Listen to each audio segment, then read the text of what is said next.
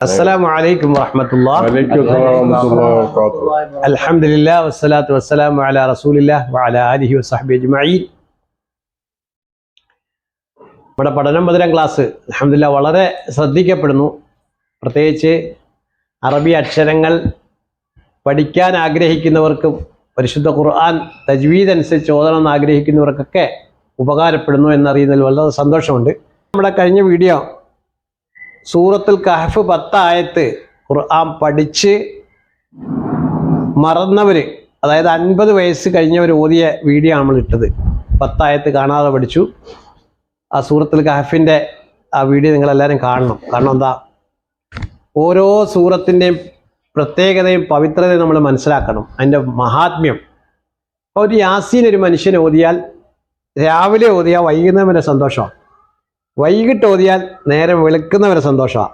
അപ്പോൾ 2 സന്തോഷത്തിന് സൂറത്ത് യാസീൻ ഹബീബായ റസൂലുള്ളാഹി സ്വല്ലല്ലാഹു അലൈഹി വസല്ലം ഉണർത്തിയിട്ടുണ്ട്.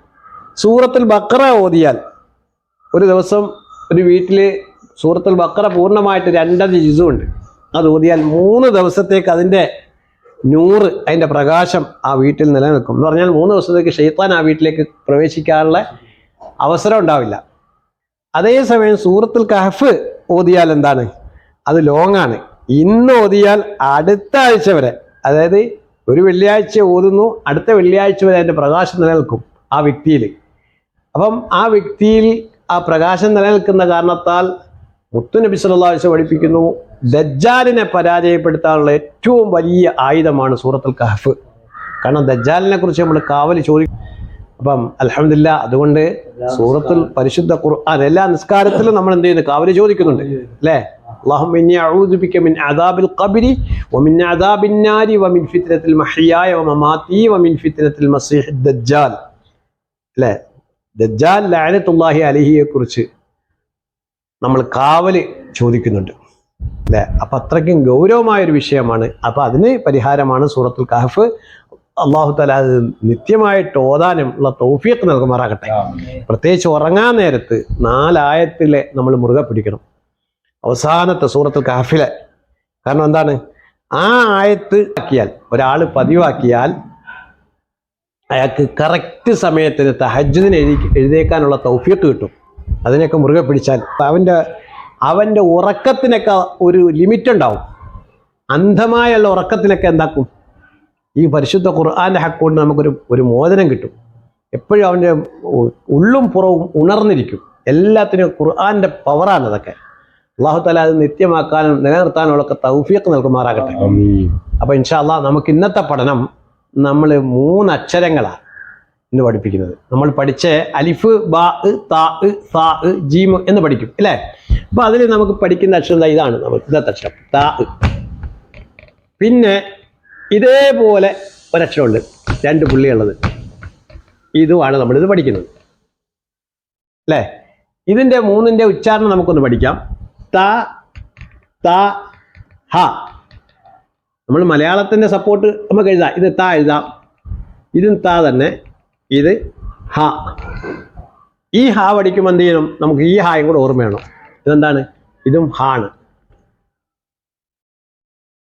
ഇതും ഹ, ഇതും ഹ, ഇതും ത, ഇത് ത. അപ്പം നമുക്കിത് പഠിക്കേണ്ടത് എന്താണ്, നമുക്കൊരു പേര് നമ്മൾ എഴുതുകയാണ്. നമ്മുടെ സ്കൂളിന് അറബി പറയുന്ന പേരെന്താണെന്നറിയോ, നമ്മുടെ മദ്രസയുടെ പേരാ. മ ദ് റ സ തുൻ. എന്താ പറയും, മദ്റസത്തുൻ, മദ്റസത്തുൻ. ഇതിൻ്റെ ഉച്ചാരണം എന്ന് പറഞ്ഞാൽ ഇവിടം വരെ നമ്മൾ പറയത്തുള്ളൂ. ഇത് ഹ ആയിട്ട് മാറും. ഏത്, ഈ അവസാനം നിർത്തുമ്പോൾ എങ്ങനെയാവും, മദ്റസ എന്നേ പറയത്തുള്ളൂ, മദ്റസത്ത് എന്ന് പറയത്തില്ല. ഈ താ അവസാനം ഉച്ചരിക്കുമ്പോൾ എന്തായി മാറും, ഹ ആയിട്ട് മാറും. എന്തായിട്ട് മാറും, അപ്പൊ എങ്ങനെ ഉച്ചരിക്കും, അൽഹംദുലില്ലാ. നമ്മുടെ ഈ പഠന കൂട്ടത്തില് ഗവൺമെന്റ് സർവീസിലുള്ളവരുണ്ട്, റിട്ടയർഡ് ആയവരുണ്ട്, സാധാരണക്കാരുണ്ട്. മാഷാ അല്ലാഹ്, അല്ലാഹു തആല ബർക്കത്ത് ചെയ്യട്ടെ. അപ്പൊ എന്തായി, നമ്മൾ ഈ പഠനത്തിനകത്ത് മനസ്സിലാക്കേണ്ട ചില അക്ഷരങ്ങൾ നമ്മൾ ഓതി വരുമ്പോഴേ, ഖുർആൻ ഓതി വരുമ്പോഴേ ഈ അക്ഷരങ്ങൾ മനസ്സിലാക്കണം. ഇതെന്താണ്, മദ്രസ വരെ വരത്തുള്ളൂ അല്ലേ. ഇനി നമ്മൾ വേറൊരു വാക്ക് എഴുതാൻ പോവാം.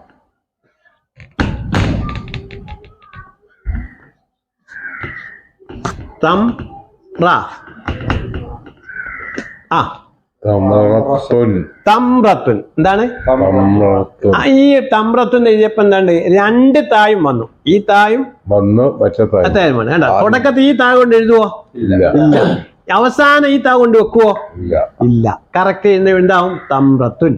അപ്പൊ നമ്മൾ ഇതിന്റെ കൂട്ടക്ഷരങ്ങളെ നമ്മൾക്ക് എഴുതി കാണിച്ചു തരാം. നമ്മളിപ്പം എഴുതിയത് മദ്റസത്തുൻ, മ ദ് റ സ തുൻ, മദ്റസത്തുൻ. മനസ്സിലായില്ലേ? ഇത് നമ്മൾ ചേർത്ത് എഴുതുമ്പോൾ എങ്ങനെ എഴുതാ? മ ദ്, ദാലും മീമും ദാലും കൂടെ ഒരുമിച്ച് എഴുതി. പിന്നെ റ, മദ്റ. പിന്നെ സ, സീനും താവും കൂടെ, മദ്റസത്തുൻ. ചേർത്ത് എഴുതിയാണ്ടല്ലേ. ഇനി നമ്മൾ വേറെ ഭാഗം എഴുതി എന്താ? ഇപ്പൊ ഒരു വാക്ക് ഞാൻ പറഞ്ഞായിരുന്നില്ല, എന്താ എഴുതിയത്? അല്ല, തമ്രത്തുൻ. തമ്രത്തുൻ.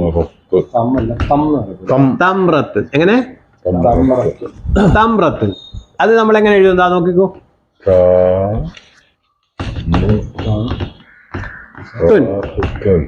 മൂന്നക്ഷരം കൂട്ടി എഴുതി തമ്രത്തുൻ അല്ലേ? അപ്പൊ ഇങ്ങനെയുള്ള പദങ്ങള് നമ്മൾ അറിഞ്ഞിരിക്കണം. പ്രത്യേകിച്ച് നമുക്ക് പഠിക്കേണ്ട അക്ഷരങ്ങൾ ഏതൊക്കെയാണ്? ഈ താ,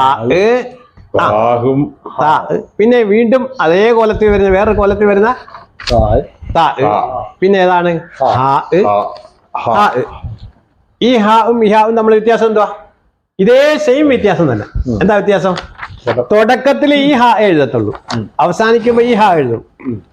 അത് നമ്മൾ പറഞ്ഞതാണ്. അള്ളാഹു എന്ന് എഴുതുമ്പോ എന്ത് എഴുതത്തുള്ളൂ? അള്ളാഹു. കണ്ടോ? ഈ ഹാ എഴുതത്തുള്ളൂ. ഹിദായത്ത് എന്ന് എഴുതുമ്പോ എന്തെഴുതും? കണ്ടോ? ഹിദായത്തുൻ. ഹിദായത്ത് എന്ന് എഴുതുമ്പോ എന്തായി?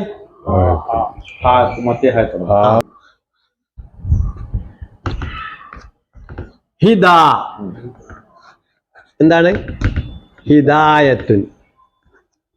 ഹിദായത്ത്.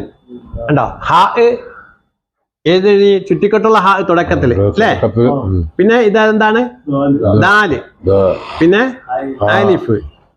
ബ അല്ല, ഇത്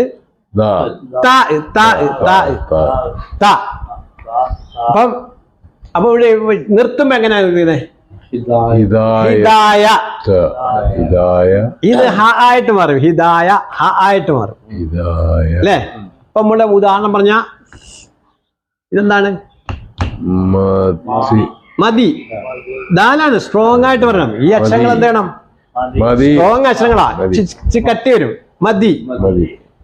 മതി. ഏതൊക്കെ അക്ഷരങ്ങളുണ്ട്? മദീനത്തുൻ. മദീനത്തുൻ. മാഷാ അല്ലാഹ്, മദീനത്തുൻ അല്ലേ?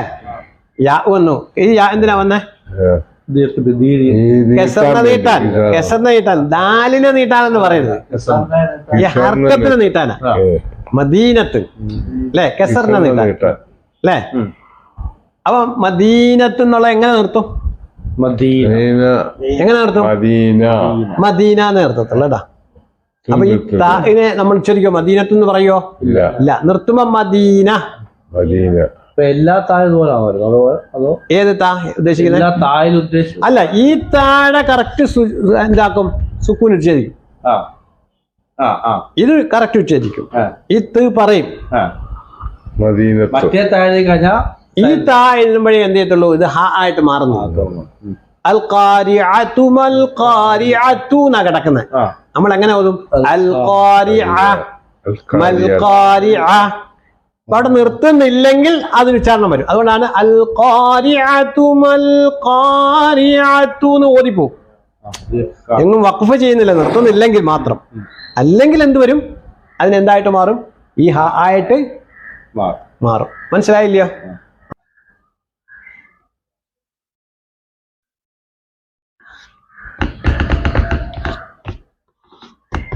ഇതെന്ത് വായിക്കും? ഷറത്തുൻ. ഷറത്തുൻ. ഷറത്തുൻ. എന്താണ്?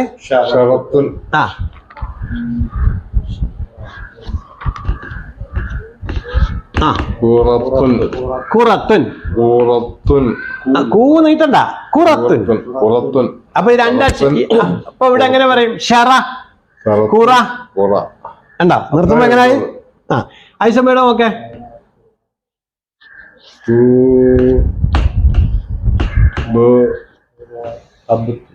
എന്ത് വായിക്കും? കബത്തുൻ. എങ്ങനെ വായിക്കും? കബത്ത്. ഇവിടെ താഇന് സുക്കൂൻ എന്താക്കും? ഉച്ചരിക്കും. കബത്ത്. എന്താ വായിക്കും? ആ ഇനി ഇവിടെ നോക്കേ, ഇതെങ്ങനെ വായിക്കും? ബിഹി. ബിഹി ഹ ആണ്. ബിഹി. ഇതെന്താണ്? ലഹു.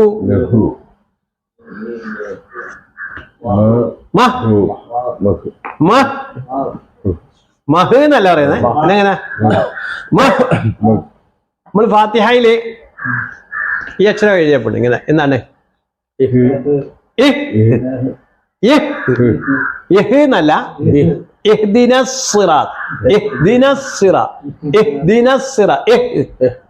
ഈ രണ്ടിന്റെ പ്രത്യേകത എന്തുവാ? ഈ രണ്ടക്ഷരവും ഒരേ സ്ഥലത്ത് നിന്ന് വരുന്ന ഹംസും ഹാവും. ഹംസും ഹാവും എവിടുന്നാ വരുന്നേ? തൊണ്ടയുടെ താഴേറ്റത്ത്, ഏറ്റവും താഴെ നിന്ന് വരുന്നത് അല്ലയാ. പക്ഷെ രണ്ടിന്റെ പ്രത്യേകത എന്താ? ഹംസ വരുമ്പോ പതുങ്ങി വരും, കാറ്റ് വരുവോ? ഹാ വരുമ്പോ എന്ത് വരും? അപ്പൊ ഈ ഹാവും അതേ ഉച്ചാരണം തന്നെ. അല്ലാഹു എന്ന് ഉച്ചരിക്കുമ്പോ എന്ത് വരും? എന്ത് വരും? കാറ്റ് വരും അല്ലെ. നമുക്ക് അല്ലാഹു നമുക്ക് ഒന്ന് എഴുതാം. നമ്മള് ഇത് നമ്മൾ എന്ത് വായിക്കും? അല്ലാഹു. എന്താണ് ആദ്യത്തെ അക്ഷരം? എന്താണ്? ഹംസാണ്. ആദ്യത്തെ അക്ഷരം എന്താണ്? ഹംസ്. ഹംസ് അല്ലേ? അള്ളാഹുവിനകത്തുള്ള അക്ഷരങ്ങൾ ഏതൊക്കെയാ? ഹംസും ലാമും ഹാവും മാത്രം. നമ്മൾ പാട്ട് പാടത്തില്ലേ? നാവിന്തല മുമ്പല്ലിൽ തട്ടിപ്പറയല്ലേ അല്ലാ അല്ലാ. എന്താണ്? നാവിന്തല മുമ്പല്ലിൽ തട്ടി അല്ലാ അല്ലാ. എന്തുകൊണ്ടാ? അള്ളാഹുവിലുള്ളത് എന്താണ്? അള്ളാഹുവിലുള്ളത് ഹംസും ലാമും ഹാവും മാത്രം. ഹംസും ലാമും ഹാവും മാത്രം അല്ലേ? അള്ളാന്ന് പറയുമ്പം പലരെയും നാവ് വന്ന് ഇതിന് മുമ്പല്ലിൽ തട്ടും. ഒരിക്കലും തട്ടാൻ പാടില്ല. കാരണം എന്താ? അള്ളാഹു എന്ന് പറയുമ്പോ ലാമിന്റെ മഖ്റജ്. അല്ല എന്നൊന്ന് പറഞ്ഞു നോക്കെ. അല്ല, അല്ലാ, അല്ലാ, അല്ല, അല്ലാ, അല്ല. ഒരിക്കലും നാവ് തട്ടത്തില്ല. മനസ്സിലായോ? നമ്മൾ ശീലിക്കുന്നുണ്ടാ. എങ്ങനെ? അള്ളാഹ് പണ്ട് തൊട്ടേ തട്ടിച്ച് പറഞ്ഞുപോയി.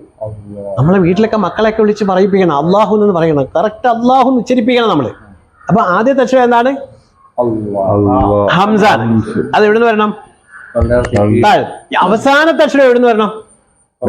തൊണ്ടയുടെ താഴത്ത്. ആ നാവി തട്ടുന്നുണ്ട്. ഒന്നുകൂടെ പറഞ്ഞേ. അല്ലാഹു എന്ന് പറയും. അല്ലാഹു എന്ന് പറയാം. അല്ലാഹു പറയൂ. ബിസ്മില്ലാ, അൽഹംദുലില്ലാ, ലില്ലാ. കാരണമേ ഈ പല്ലെന്ന് പറഞ്ഞാലേ നമ്മൾ ജനിച്ചപ്പോ ഉണ്ടായിരുന്നോ? ഇല്ല. ഉണ്ടായിരുന്നോ? ആരെങ്കിലും പല്ലോട് കൂടി ഏതെങ്കിലും കുട്ടി എനിക്കുന്നുണ്ടോ? ഇല്ല. നമുക്ക് വന്ന സാധനം, അത് കിളിച്ചു വന്നതാ. അത് കുറച്ചു നാൾ കഴിയുമ്പോ അങ്ങ് പൊഴിഞ്ഞു പോയി അല്ലേ? ഇനി കുറച്ചു നാൾ കഴിഞ്ഞിട്ട് ഈ വീണ്ടും വന്ന് നമുക്ക് പല്ല്. ഇത് നമുക്ക് ഒരു സമയത്ത് നമ്മുടെ നിന്ന് പൊഴിഞ്ഞു പോകാനുള്ള അല്ലേ? ഒരു സമയത്ത് നമ്മുടെ നിന്ന് പോകാനുള്ളതാ. അപ്പൊ ഈ പോയി കഴിയുമ്പം നമ്മൾ എന്തെങ്കിലും ഒരു കാരണം പറയാൻ നിൽക്കും. എന്തുകൊണ്ട് അള്ളാഹു നമ്മുടെ ചോദിക്കാതെ നീ എന്താ അള്ളാഹു ഉച്ചരിക്കാതെ? പല്ലിന്റെ സഹായം വേണ്ടി വന്നിരുന്നെങ്കിൽ നമ്മൾ എന്ത് പറഞ്ഞേ? പടച്ചോനെ എനിക്ക് പല്ലില്ലാത്തോണ്ട് കറക്റ്റായിട്ട് എന്ത് പറ്റിയില്ല അള്ളാഹുന്ന്. പക്ഷെ അള്ളാഹു തല വെച്ചേക്കുന്നത് ഹിക്മത്ത് നോക്കെ. ഒരിക്കലും പല്ലിന്റെ സഹായം അള്ളാഹു എന്ന് പറയുന്നിടത്ത് വേണ്ട. വേണോ? വേണ്ട. അപ്പൊ മനസ്സിലായില്ലേ അള്ളാഹു എന്ന്? ഈ അള്ളാഹുവിലുള്ള അത്ഭുതം നോക്കെ. ഈ പദത്തിലുള്ള അത്ഭുതം നമുക്കൊന്ന് മനസ്സിലാക്കാം. അള്ളാഹു എന്നുള്ളത് ഹംസ അങ്ങോട്ട് മാറ്റിയിട്ട് എന്താക്കി? ലില്ലാഹി. കണ്ടോ? അൽഹംദു ലില്ലാഹി. ആ ലില്ലാഹിയിലെ ലാം, ആദ്യത്തെ ലാം അങ്ങോട്ട് മാറ്റേ. ലഹു.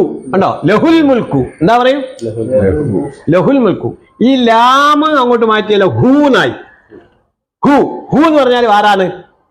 അള്ളാഹു. ഒരു മനുഷ്യന് ഈമാൻ കിട്ടി മരിക്കാൻ എപ്പോഴും എന്ത് ചൊല്ലിക്കൊണ്ട് ഹു. ആ നമ്മുടെ പഴയ ദിക്റിന്റെ ഒക്കെ സദസ്സിൽ നമ്മൾ കേൾക്കും. Who who who yeah Mann who എന്നൊക്കെ കേൾക്കാറില്ല.